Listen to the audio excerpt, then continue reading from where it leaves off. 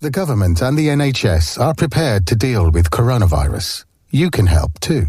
The best way to protect yourself and others is to wash your hands with soap and water or use a sanitizer gel regularly throughout the day. Catch your cough or sneeze in a tissue, bin it, and wash your hands. If you have recently arrived back from specified areas, follow the returning traveller advice. Check the list of areas and find out more at nhs.uk/coronavirus. And now, more good times and great songs across the Lower Walk Valleys.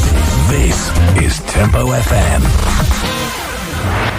Good Monday morning, everyone. You are here with Rebecca doing something a little bit different, where this week I am celebrating all kinds of songs which tell a story, because this week on Thursday it is World Book Day. Now, any parents out there with children, you will definitely already know about this, because the tradition with World Book Day, and it always has been, because I remember doing it when I was in primary school as well, is for your child to choose their favourite book and to dress up as one of the characters from the book. I'm going to get more on that later, but I'm going to start off. The very first song is by Mark Owen, and it's called 4 Minute Warning, and tells a few little tales within it.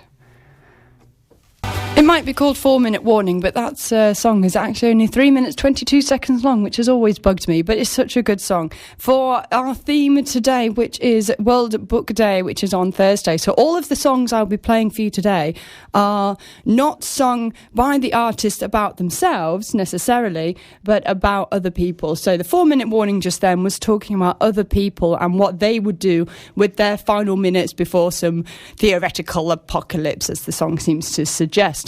So let's go on to the next one. So these three songs I'm playing for you now are what I might call short stories, where it's just a little bit about a few people. And a bit later on, I'm going to be playing longer stories, of course, longer songs, which are sort of more one story about one person. And I'm even going to be reading. I have a whole line of books right here beside me on the desk. I'm going to be reading the first paragraph from each one, and I'm going to see if you can guess which one, what books they are. Of course, I've got some modern stuff, I've got some classic stuff, I've got, actually, I'm not going to lie, most of it's old, but they are absolute classics. So hopefully, and many of them have even been turned into films as well, which always seems to be a bit of a shame with books.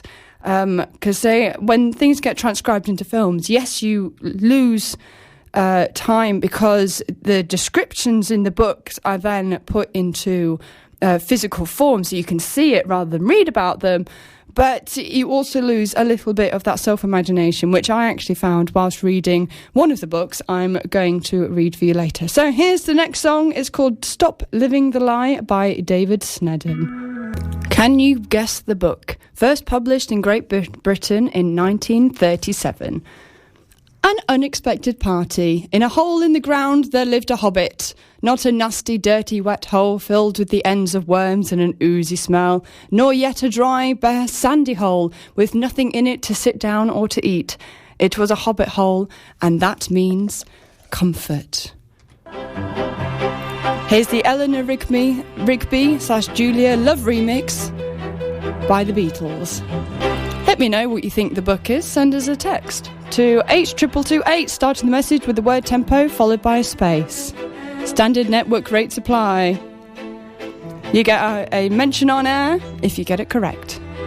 This is Tempo FM. This is indeed, and you are here with Rebecca doing something a little bit different, where the theme this week, well, it's World Book Day on Thursday. I'm sure many of us will be picking that up around about now. But then again, it's not just the one day of the year that we should be appreciating books. Oh no, we should be reading them all the time. I remember when I was little, I would sit up for hours in bed, supposedly meant to be going to bed, reading books, because I would just get hooked. I'd start and think, right, I'm going to read a chapter, and then at the end of that chapter I'd think, oh, that was a bit short, let's read another one, and then I'd just keep going, and I could be up until 2-3 a.m. sat reading these books, which my parents were hesitant to sort of tell me off for, because they were obviously really glad that I was reading, but there's always a time and a place, isn't there? Now, did anyone manage to guess what that book was that I had just read a section from? It's quite an old book, of course, and yes, it has absolutely been made into a film. In fact, it's been made into a trilogy of films, that's right.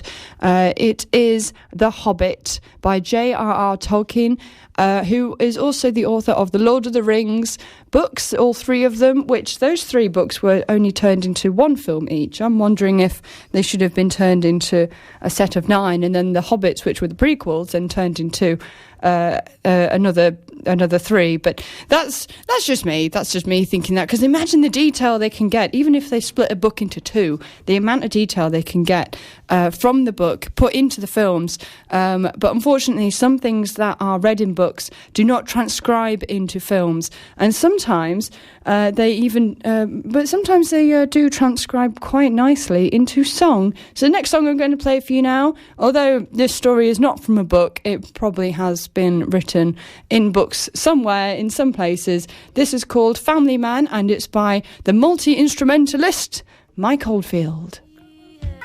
Family Man there by the multi-instrumentalist Mike Oldfield, sung by... who sings it? Oh, I'm not sure. Or is it by Maggie Riley? Maggie Riley, I think, who sang that one.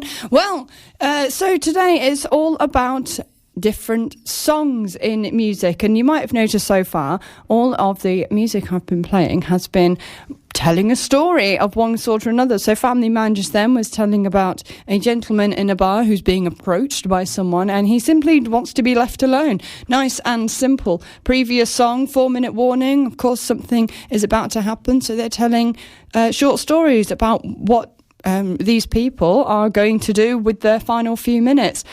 Stop Living a Lie about 2 people who are in a cafe of some form, and they're both very lonely people, and they somehow manage to connect.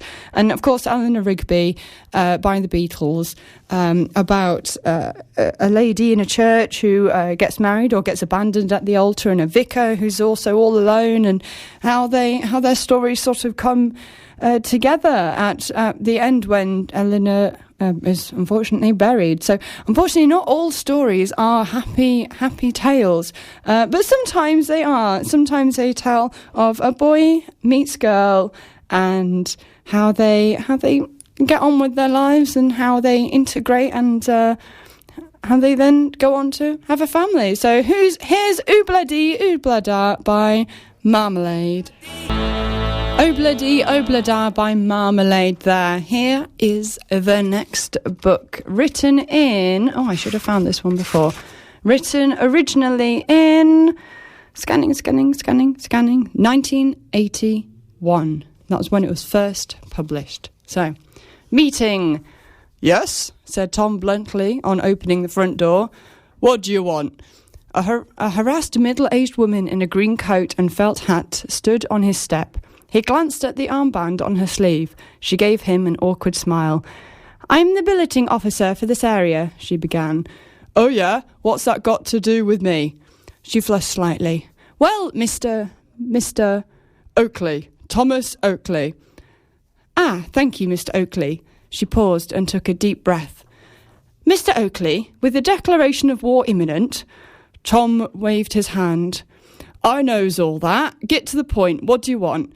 He noticed a small boy by her side. It's him I've come about, she said. I'm on my way to your village hall with the others. What others? She stepped to one side. Behind the large iron gate which stood at the end of the graveyard were a small group of children. Many of them were filthy and very poorly clad. Only a handful had a blazer or coat. They all looked bewildered and exhausted, and one tiny dark-haired girl in the front was hanging firmly onto a new teddy bear. The woman touched the boy at her side and pushed him forward. "There's no need to tell me," said Tom. "It's obligatory and it's for the war effort." So, have a guess. Do you know what story that is? While you have a think, I'm going to play Mika's Billy Brown, a tale about a family man, and then we're going to go into the ad break, and I will then reveal the name of the book after that. Tempo FM. Good times, great songs. And you are here with Rebecca doing something a little bit different. It is 24 minutes to 12. Is it really? Oh gosh, that flew past quite quickly. 24 minutes to 12. I'm going to give a weather update in just a moment. But did anyone guess what that book was? What was that first paragraph, or first few paragraphs, from which book? It was from Goodnight Mr. Tom by Michelle Magorian. I hope you guessed that one. It's a bit of a classic book. Obviously, it has been transformed into a rather delightful film as well. So, the next few songs I'm going to be playing for you now are ballads. Now, a ballad is a poem or a song narrating a story in short stanzas. Traditional ballads are typically of unknown authorship, having been passed on orally from one generation to the next. They're sometimes also referred to as slow, sentimental or romantic songs. So here's the first one, The Ballad of Davy Crockett, apparently sung by Davy Crockett, so apparently sung by himself, but I happen to know this is it's quite an old Disney song, so here we go. Right, you are here with Rebecca doing something a little bit different here at 107.4 Tempo FM, coming from the heart of Wetherby. And as it is World Book Day on Thursday, I'm doing songs, I'm playing songs which are all about people, telling stories about others, and I'm also reading a couple of paragraphs from the openings of books for you guys to guess what they are. If you get them all, then high five to you, you're a great reader. If not, then I hear the local library is a great place to hang out and maybe find a couple of books. I mean, you might even find some books in charity shops as well. Of course, they get donated into there lots of times. And it's if you're interested in trying a book but you're not sure you're going to like it, then the library, or even a small purchase at the local charity shop. And if you don't like it, you can donate it back, and you're also helping local causes and local services as well by doing that. Right. Let's go on to the next song. Now, I've just had a double check as to whether I should be playing this one, because it's by Victoria Wood, who we all know is a wonderful comedian. God bless her soul. And this song is, it's quite full of innuendo. So if you know what it means, you know what it means. But it's called Let's Do It, and it's another ballad. So here we go. Tempo FM. Well, that was short. I always forget how short that one is. Yes, so you've been here with Rebecca doing something a little bit different, where today it is all about World Book Day this Thursday. Now, I've noticed a few parents panicking about getting costumes together. Don't worry, they don't need to be some elaborate thing that looks absolutely convincing. Go into a charity shop, throw something together. When I was that age, when I was at primary school, I distinctly remember dressing as the eldest girl from the Railway Children, and all I did was wore a nice dress. I think I had a sun hat on. It was nice weather, actually, kind of like today, but I also had a red flag with me as well, which was, of course, what they then used to wave down the train to get it to slow down. So it doesn't have to be anything elaborate at all, but it's just an excuse for them to have a little bit of extra fun, isn't it? And to celebrate the art of reading. So let's get on with another song. This one is called The Ballad of Paul Kay. I'm still on ballads, and it's by McFly. The Ballad of Paul Kay by McFly then. That kind of wraps up the ballads I've got. Now, the next song I'm going to play is going to take us into the news, and it's an unusual one in that I haven't been able to find any others quite like it.